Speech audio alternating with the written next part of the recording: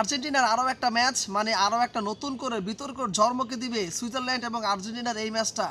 কারণ আর্জেন্টিনার ম্যাচ মানেই কিন্তু পক্ষপাতিত্ব, আর্জেন্টিনার ম্যাচ মানেই কমিটির দল, আর্জেন্টিনার ম্যাচ মানেই ফিফার দল, আর্জেন্টিনার ম্যাচ মানেই মাঠে রেফারি তাদেরকে বাড়তি সুবিধা দিচ্ছে, ব্লা ব্লা ব্লা।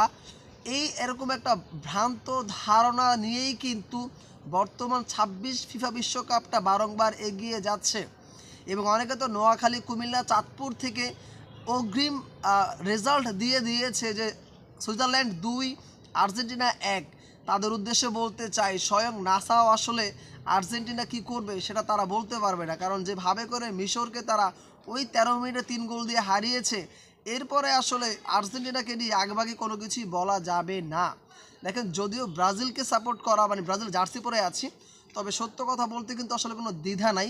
বর্তমানে আর্জেন্টিনা যে ফর্মে আছে, তাদেরকে থামানোর মতো দল যদি থাকে সেটা ফ্রান্স অর স্পেন, যে কোনো একটা দল, তারপরও তাদের ঘাম বের হয়ে যাবে।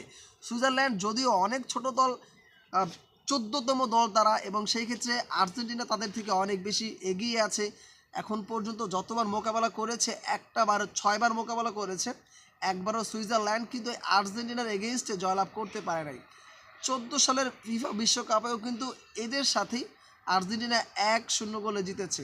তবে আর্জেন্টিনাকে নিয়ে একটা দুঃখের সংবাদ বলতে চাই, সেটা হচ্ছে দেখেন, কেপ ভার্দের সাথে যেভাবে করে আর্জেন্টিনা জিতেছে, এবং মিশরের ম্যাচটা আপনারা অবশ্যই দেখেছেন, যেভাবে করে জিতেছে, এই খেলাটাই যদি আর্জেন্টিনা সুইজারল্যান্ডের এগেনস্টে খেলে, তাহলে হারার সম্ভাবনা কিন্তু অনেক বেশি। কারণ এটা ক্লিয়ার করতে চাই, বারবার কিন্তু ডিফেন্ডার যারা আছে তারা কিন্তু বারবার গোল করবে না। রোমেরিও তিনি কিন্তু বারবার গোল করবে না। আলভারেজ, তারপরে বলেন হচ্ছে ফার্নান্দেজ, তারা কিন্তু বারবার এসে গোলটা করে দিবে না। সো এই জায়গায় উইঙ্গার, ফরওয়ার্ড বলেন, এবার স্ট্রাইকার বলেন, তাদেরকে আসলে রোল প্লে করতে হবে, তাদেরকে সেই কাজটা করতে হবে। এবং লিওন স্কলোনিকে আসলে সেই ধাঁচের প্লেয়ারগুলোকে আগেভাগে মাঠে নামাই দিতে হবে। আপনার ৭০ মিনিট ৮০ মিনিটের সময় আপনি আলভারেজকে নামাবেন, ৭০ মিনিট ৮০ মিনিটের সময় আপনাকে স্ট্রাইকারকে নামাবেন, সে কিন্তু বারবার সেই কাজটা করে দিতে পারবে না। সো এইখানে সুইজারল্যান্ডকে ছোটো করে বলছি না, বা ছোটো করে দেখার কিছু নেই, কারণ তারা যেহেতু কোয়ার্টার এসেছে, তার মানে সেই সামর্থ্য তাদের আছে। তবে বিদায় নিতেও পারে, কারণ আর্জেন্টিনা ২টা ম্যাচ যেভাবে করে দেখিয়েছে, যেভাবে করে তাদের ফ্যানদেরকে আসলে একেবারে লক করে দিয়েছিল, সেই জায়গায় যদি আবার এই ধরনের ম্যাচ খেলে, তাহলে আসলে ভাই আর্জেন্টিনার জন্য খুব খারাপই আছে। সো দেখা যাক সেই কাজটা আসলে আর্জেন্টিনা কতটুকুভাবে করতে পারে, এবং আর্জেন্টিনা সেমিতে যাবে নাকি এখানে তারা থেমে যাবে, এটা সবচেয়ে মোস্ট প্রবলি বিষয়।